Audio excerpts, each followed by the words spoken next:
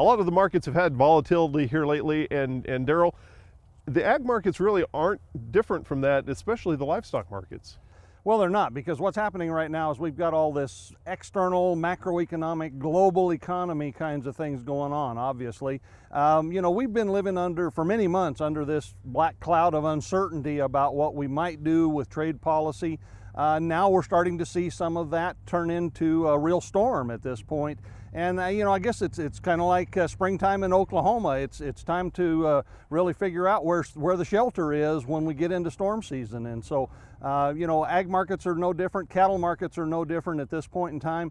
You know, we're just seeing a tremendous amount of volatility, and the uncertainty now is not you know, whether we're going to have problems. Now it's a question of how big of a problem are we going to have, and how widespread and long-lived will they be. Now, staying with that Oklahoma weather theme there, do we have any watches or warnings when it comes to cattle markets?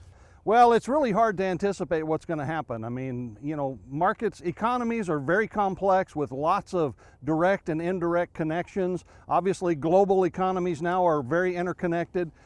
So the short answer is we really don't know what to anticipate here. It's not as simple as saying, okay, we've got a tariff on this one market. What will that do? There's those initial direct effects, but there will be lots of subsequent secondary and indirect effects, and over time they will play out differently. Does this change the overall forecast for 2018?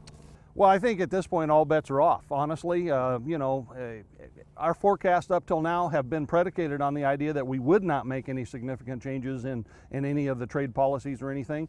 And so now, again, I think you just have to play it. It's going to be a very dynamic, a very fluid situation going forward. We just have to really watch this turbulence and see if at some point, hopefully it clarifies a little bit and we get some sort of a picture that we can work with.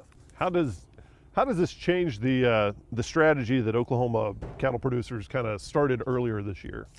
Well, I think what this does as much as anything is it puts us on the defensive. So you have to go into a very defensive posture here. The words hunker down come to mind a little bit in this kind of a situation. Some of this volatility will be short run, and so there may be opportunities to dodge some of the impacts by having some flexibility.